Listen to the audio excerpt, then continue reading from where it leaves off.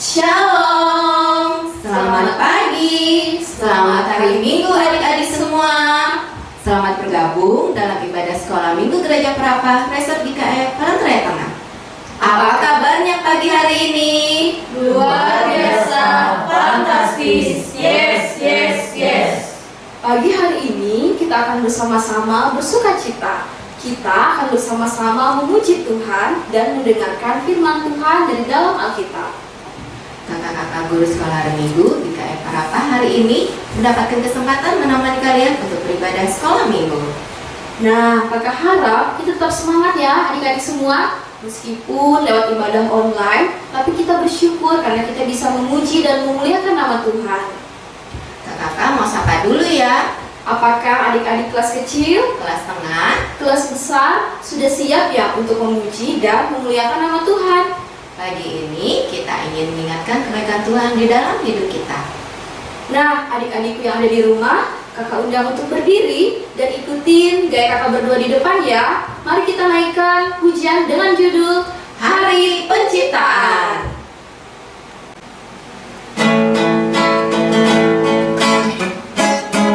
Mari adik-adik kita naikkan pujian ini dengan penuh sukacita.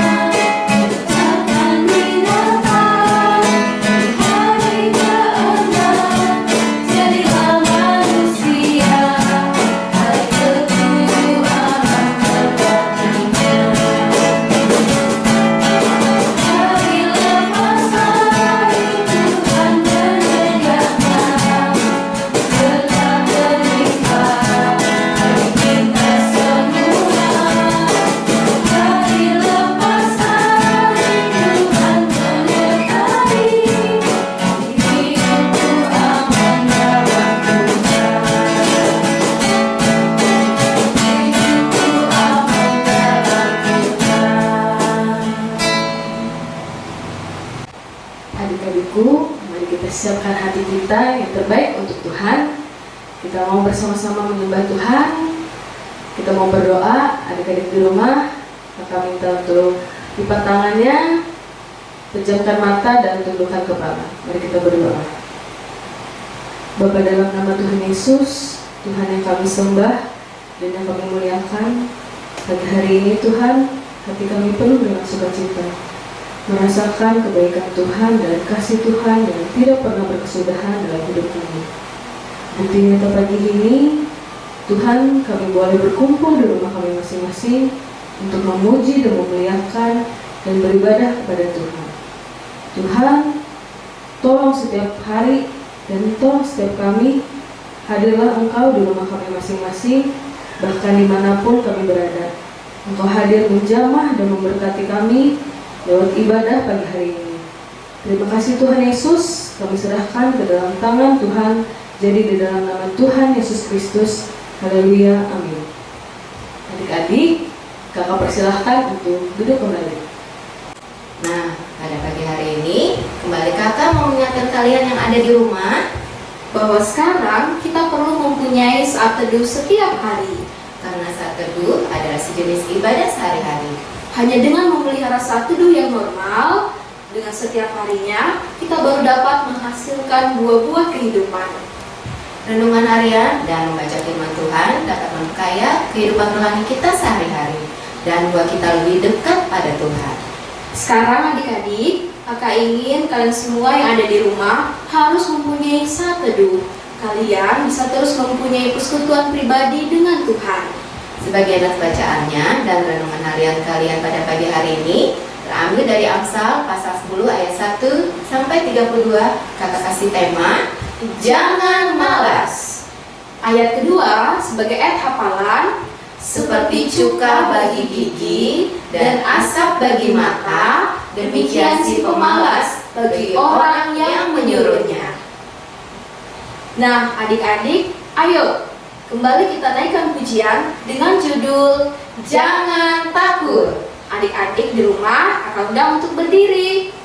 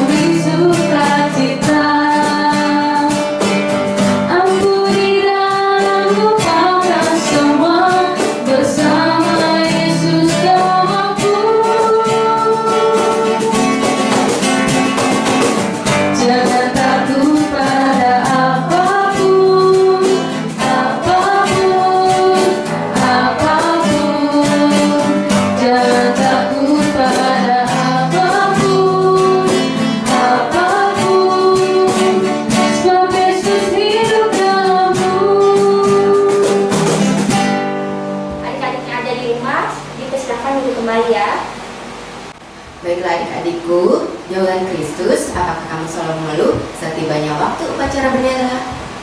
Apa kamu asal-asalan saat mengucapkan kelima sila dalam Pancasila? Atau barangkali kamu belum menghafalnya? Hayo, jangan suka mengeluh dan jangan berhenti mengingat kelima sila dalam Pancasila ya adik-adik. Pancasila merupakan dasar negara kita. Pancasila juga adalah pemersatu bangsa Indonesia. Dalam Pancasila terkandung nilai-nilai luhur yang harus kita laksanakan.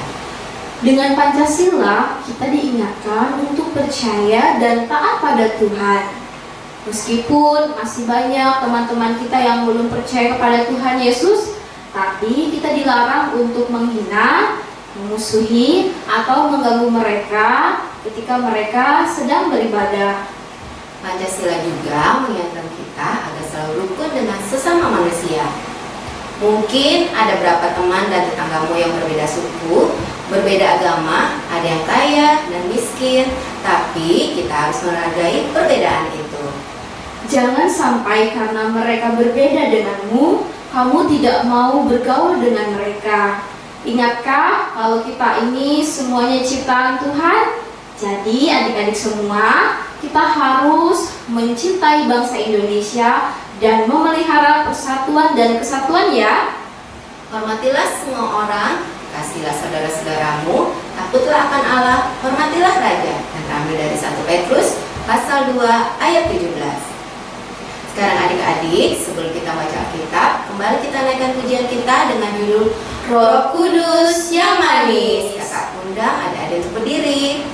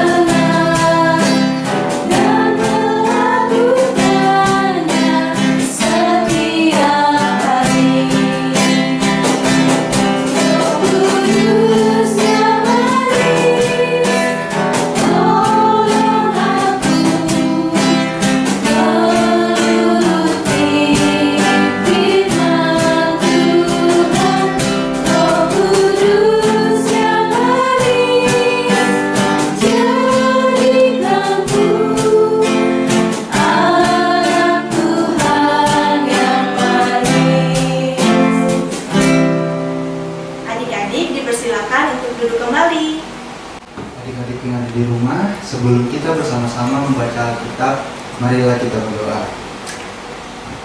Bapa kami ada di dalam kerajaan surga, pada pagi ini kami akan bersama-sama membaca firman-Mu Tuhan. Biarlah firman ini dapat tertanam di setiap hati kami, dan firman ini dapat menjadi pertolongan dalam kami menjalankan kehidupan kami sehari-hari. Berkati terus kami Tuhan, supaya kami tetap selalu rindu untuk mendengarkan firman-Mu, dan berikan kesehatan selalu agar di setiap kehidupan lebih lagi rindu untuk menyampaikan firman-Mu dimanapun kami berada. Pakai terus kami Tuhan supaya dapat menjadi berkat untuk banyak orang. Terima kasih Tuhan untuk firman-Mu hari ini. Di dalam nama Tuhan Yesus kami telah berdoa dan mengucap syukur. Amin. Nas pembacaan Alkitab untuk kita pada pagi hari ini sesuai dengan almanak Nas GKE diambil dari kitab 2 Samuel pasal 5 ayat 1-5 dengan perikop Daud menjadi raja atas seluruh Israel. Lalu datanglah segala suku Israel kepada Daud di Hebron dan berkata, "Ketahuilah, kami ini darah dagingmu. Telah lama ketika Saul memerintah atas kami. Engkaulah yang memimpin segala gerakan orang Israel. Dan Tuhan telah berfirman kepadamu, engkaulah yang harus mengembalakan umatku Israel, dan engkaulah yang menjadi raja atas Israel."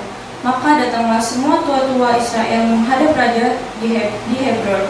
Lalu Raja Daud mengadakan perjanjian dengan mereka di Hebron di hadapan Tuhan. Kemudian mereka mengurapi Daud menjadi raja atas Israel. Daud berumur 30 tahun pada waktu ia menjadi raja. 40 tahun lamanya ia memerintah. Di Hebron, ia memerintah atas Yehuda 7 tahun 6 bulan, dan di Yerusalem ia memerintah 33 tahun atas seluruh Israel dan Yehuda. Demikianlah pembacaan Alkitab untuk kita pada pagi hari ini. Mereka yang selalu berlutut menghadap Tuhan akan selalu bisa berdiri menghadap apapun. Dengan 3 metode kita dapat belajar kebijaksanaan. Pertama, dengan refleksi yang paling mudah. Kedua, dengan meniru yang paling mudah. Dan yang ketiga, dengan pengalaman yang pahit. Nah, adik-adik, sebelum kita persiapkan diri untuk mendengarkan firman Tuhan lewat cerita Alkitab, kembali kita naikkan pujian kita yang berjudul Pertama Kali dengan Firman Tuhan.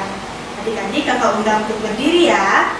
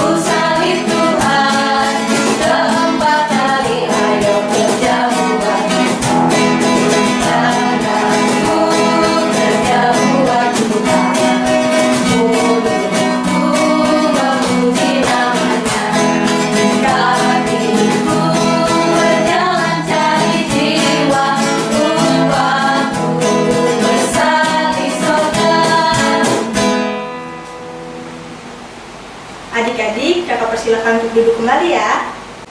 Adik-adik, sebelum kita mendengarkan firman Tuhan melewati cerita Alkitab, mari kita sama-sama berdoa. Lipatkan tangannya, tundukkan kepala dan pejamkan matanya. Mari kita sama-sama berdoa. Bapa di dalam kerajaan surga, kami sembah dan kami muliakan di dalam nama Tuhan kami Yesus Kristus. Kami serahkan hidup dan kehidupan kami ke dalam tangan pengasihan-Mu. Engkau yang memiliki hati kami, Engkau juga yang menyelidiki dan mengujikannya. Curahkan dan nyatakan belas kasih-Mu kepada kami atas segala perbuatan kami yang tidak berkenan di hadapan-Mu.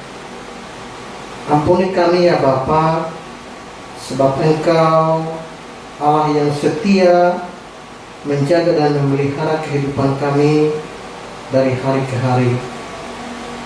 Sebentar kami akan mendengarkan cerita Alkitab. Kiranya Tuhan mengurapi kami dengan kuasa-Mu. Terima kasih ya Tuhan. Inilah doa dan permohonan kami. Dalam nama Tuhan Yesus kami berdoa. Haleluya. Amin.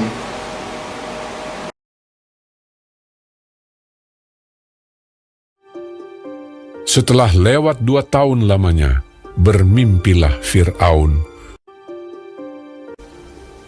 Tampaklah dari sungai Nil itu keluar 7 ekor lembu yang indah bangunnya dan gemuk badannya, lalu memakan rumput yang di tepi sungai itu.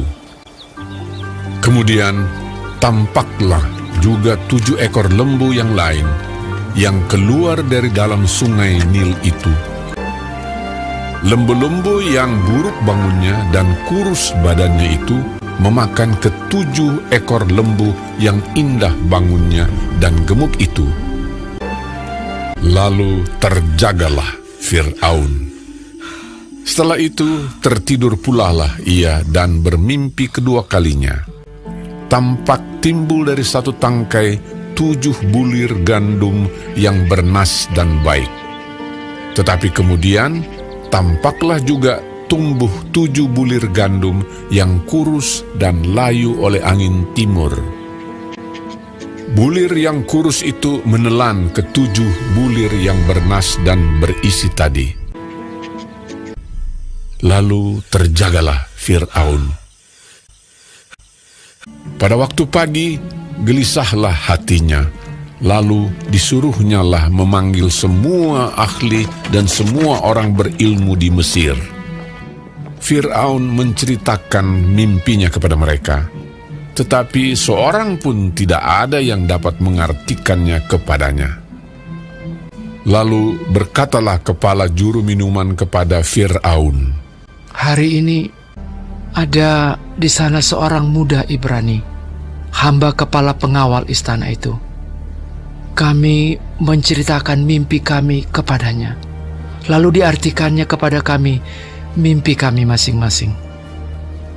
Demikianlah pula terjadi." Kemudian Fir'aun menyuruh memanggil Yusuf. Berkatalah Fir'aun kepada Yusuf, "Aku telah bermimpi, dan seorang pun tidak ada yang dapat mengartikannya. Tetapi telah kudengar tentang engkau." Yusuf menyahut Fir'aun, "Bukan sekali-kali aku, melainkan Allah juga yang akan memberitakan kesejahteraan kepada tuanku Firaun. Kedua mimpi tuanku Firaun itu sama. Ke-7 ekor lembu yang baik itu dan ke-7 bulir gandum yang baik itu ialah 7 tahun juga. Akan datang 7 tahun kelimpahan di seluruh tanah Mesir. Kemudian ke-7 ekor lembu yang kurus dan buruk, demikian pula ke-7 bulir gandum yang hampa. Maksudnya akan ada 7 tahun kelaparan. Allah telah memperlihatkan kepada tuanku Firaun, dan Allah akan segera melakukannya. Oleh sebab itu, baiklah tuanku Firaun mencari seorang yang berakal budi dan bijaksana, dan mengangkatnya menjadi kuasa atas tanah Mesir. Menimbun gandum di kota-kota sebagai bahan makanan, serta menyimpannya. Demikianlah, segala bahan makanan itu menjadi persediaan untuk negeri ini." Selanjutnya Fir'aun berkata kepada Yusuf, "Oleh karena Allah telah memberitahukan semuanya ini kepadamu, tidaklah ada orang yang demikian berakal budi dan bijaksana seperti engkau." Demikianlah Yusuf dilantik oleh Fir'aun menjadi kuasa atas seluruh tanah Mesir. Yusuf berumur 30 tahun ketika ia menghadap Fir'aun, raja Mesir itu. Maka Yusuf mengumpulkan segala bahan makanan ke-7 tahun kelimpahan yang ada di tanah Mesir. Yusuf menimbun gandum seperti pasir di laut, sangat banyak. Demikianlah Yusuf muncul sebagai kuasa atas seluruh tanah Mesir. Halo adik-adik, kita tadi sudah menyaksikan cerita Alkitab tentang mimpi Firaun. Dalam rangka mengingat kembali cerita Alkitab tadi, kakak memiliki beberapa pertanyaan untuk kalian. Apakah kalian masih ingat siapa nama tokoh yang berhasil mengartikan mimpi Firaun? Berapa lamakah mereka akan mengalami tahun berkelimpahan dan juga tahun kelaparan? Apa yang akan dilakukan oleh Yusuf sebagai orang yang dipercayakan dalam menangani tahun-tahun ini? Adik-adik, melalui cerita Alkitab tadi, kita mengetahui nama tokoh yang berhasil mengartikan mimpi Firaun adalah Yusuf, seorang Ibrani. Ia mengatakan kepada Firaun tentang makna mimpi tersebut. Akan datang 7 tahun berkelimpahan dan 7 tahun kelaparan, atau tidak ada makanan di seluruh Mesir. Makanya, Yusuf menyarankan untuk mencari seseorang yang berakal budi dan juga bijaksana agar dipilih dan berkuasa di Mesir. Setelah mengetahui arti mimpinya, Raja Firaun senang dan akhirnya dia memilih Yusuf sebagai pemimpin di Mesir dalam menangani masalah tersebut. Nah, dengan hikmat Tuhan, Yusuf memasang strategi. Pada tahun berkelimpahan bahan makanan, Yusuf menyiapkan, menyisihkan, dan menyimpan hasil panen ke sebuah tempat khusus. Dia tetap menguasai diri melalui sikap hemat. Ketika 7 tahun kelaparan itu datang, Yusuf telah berhasil mengumpulkan persediaan dan memasok makanan yang banyak lalu menjualnya. Adik-adik, dari cerita Yusuf tadi, kita bisa belajar penguasaan diri melalui hemat. Ketika kita punya uang yang banyak, bukan berarti kita bisa boros. Kita harus berpikir untuk masa depan kita dengan cara menabung sama seperti Yusuf. Berhemat itu tidak terbatas pada uang jajan saja ya. Kita juga bisa hemat listrik, air, makanan, dan lain sebagainya. Kita melakukan ini bukan hanya berbuat baik kepada diri kita sendiri, tetapi untuk masa depan orang banyak, bahkan bumi yang kita tinggali saat ini. Kita tadi sudah mendengarkan sebagian dari firman-Nya, maka dari itu, mari kita bersatu di dalam doa. Lipat tangannya, tutup matanya, kita bersatu di dalam doa. Tuhan Yesus yang baik, terima kasih atas firman-Mu. Tolonglah kami agar menjadi seperti yang Kau kehendaki. Hidup dalam kebenaran menjadi Yusuf-Yusuf yang setia pada masa kini. Setia melakukan kehendak-Mu, hidup dalam penguasaan diri, hidup berhemat, serta menjadi berkat bagi sesama kami. Amin. Sekarang kepada kita diberi kesempatan untuk mempersembahkan persembahan syukur kepada Tuhan.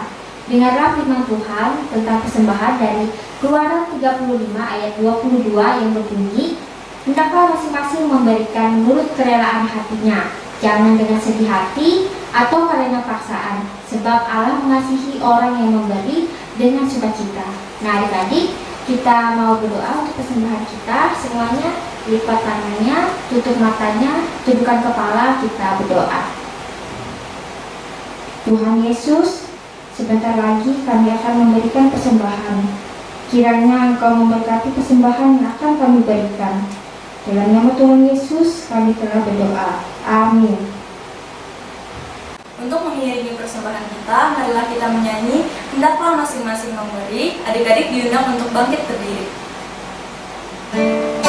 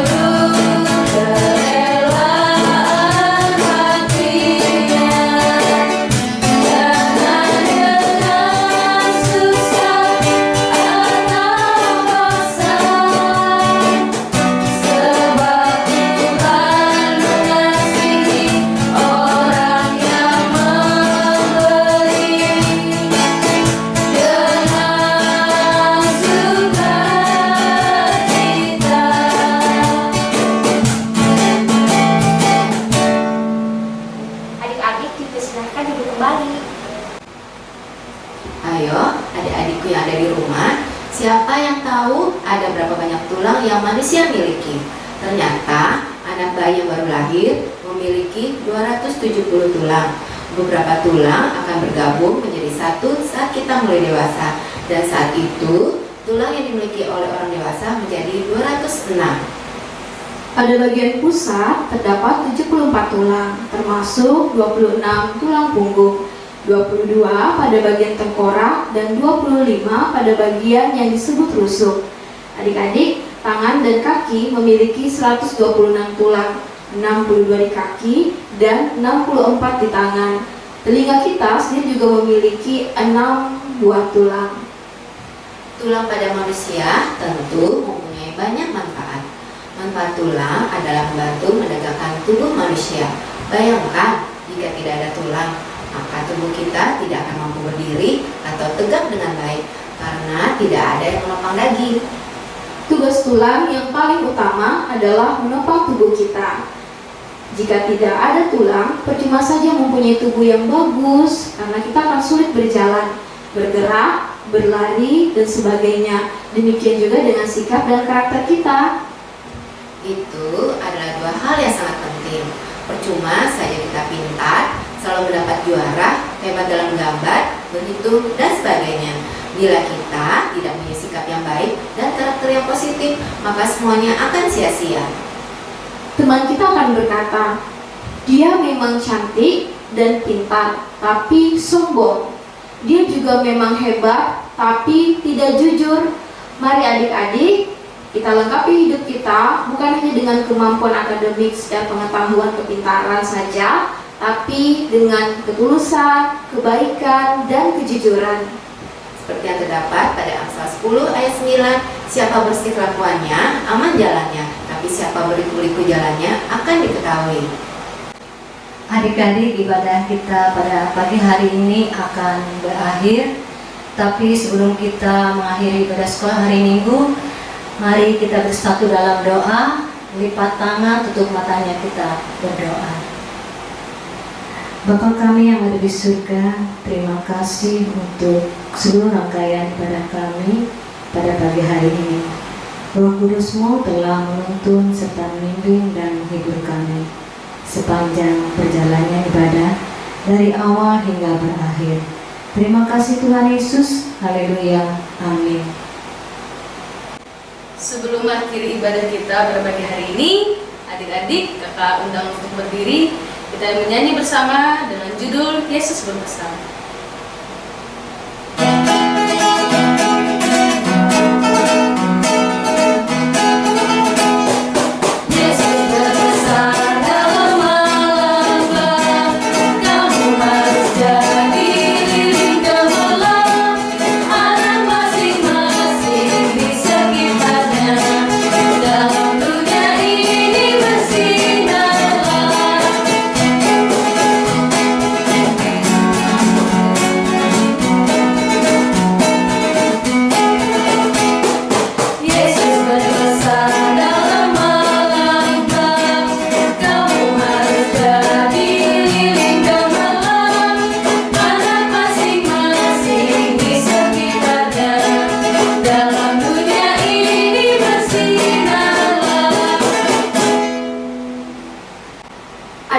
Ada di rumah, jangan lupa ya untuk disiplin dalam menerapkan protokol kesehatan COVID-19, yaitu 3M.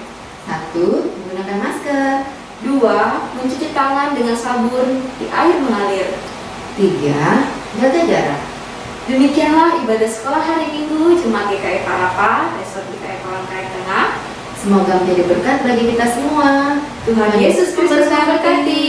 Sampai jumpa minggu depan.